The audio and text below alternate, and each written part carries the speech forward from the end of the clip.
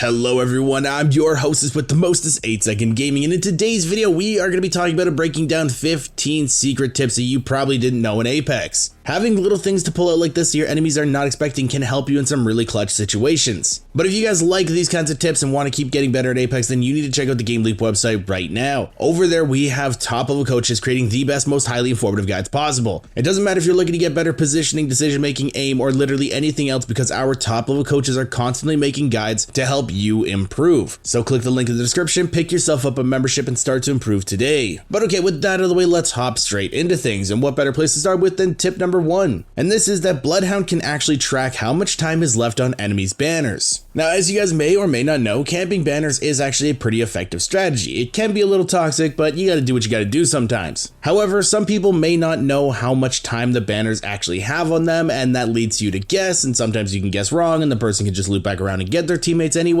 But if you're playing Bloodhound, there will be a little skull that pops up on the death boxes as part of the footsteps that you can track. Whenever that skull goes away, it means that the banner has timed out, so you can track it 100% effectively. And this just takes all the guesswork out, so you won't be leaving too early or even sitting around waiting for the banners to time out when they've timed out like 2 minutes ago. But now let's move into tip number 2, and sometimes there will be a Watson fence that's blocking your way or something you have to get around, and you don't want to shoot it or destroy it because you don't want to potentially let that Watson team know that you're coming. But if there is a wall right next to the Watson fence, you can actually use that wall to wall bounce over top of the fence. This will make it so you don't have to destroy it, you won't get caught in it, the Watson team will have next to no idea that you're actually coming up behind them, and unless they have somebody watching that spot, you can potentially get a free one clip off. This has actually helped me get the jump on Watson teams a ton in my games, and I'm sure it'll help you guys if you run into this situation. But now let's move into tip number 3, and this does continue on the Watson train a little bit, because Watson's generator is insanely annoying to try to fight. If you don't have a good line of sight on it and you can't destroy it, it can be very tough to push them. But if you have a Newcastle on your team, you can actually play around with the physics engine a little bit, because Newcastle's tactical technically blocks line of sight of the generator. So if you throw Newcastle's tactical down in front and then throw grenades behind it, or even something like a caustic barrel or a horizon black hole, it will not get destroyed by the Watson gen. Alternatively, you can throw down the tactical, stick a couple arc stars to it, walk the tactical to the generator, and it will blow the generator up for you. Because the arc stars are technically not being thrown into the generator's range, it will not destroy them, and you can get an easy kill on the gen for free basically. Diving into tip number 4 though, some guns can open up doors. These guns do include the Wingman, the 3030, the Longbow, the L-Star, and the Sentinel. Now some people might be wondering, why would I want to shoot a door open? Well, it can help you get a little bit of damage on somebody that's not expecting it. If they're healing up behind a door but they're not sitting exactly on the door, you can shoot it open and then get the drop on them. Or you can even use it to check if somebody's playing inside of a building. If they're sitting in the corner and you're not quite sure if somebody's in there or not, shoot the door open. If they go to close the door, it will let you know that there's actually a team playing inside there. This can help you gain information in games and help keep you alive, because you're not just running blindly into a building that potentially has someone sitting in the corner of it. But now let's move into tip number 5, and sometimes while you're doing the IMC armory bunkers on storm points, the little robots can get some damage out on you, and sometimes you might not have a ton of shield cells that you're willing to waste to get back up to full health. But if you get one of those robots to very low health, you can actually run up to it and do a finisher on it. Because you do that finisher, you will actually recharge your shields to full health, and you won't have to waste any heals in order to do so. Now I do recommend waiting until it's the last robot alive. You should probably comment to your teammates and say, hey, leave one up so I can do a finisher on it, because if you do it while the other robots are still running around, they could potentially hit you while you're not paying attention and get you out of the finisher and do even more damage to you for free. So it's best to just let your buddies know that you are planning to do a finisher and wait until it's the last one alive. Moving into tip number 6 though, this is that every gun has a unique pickup animation.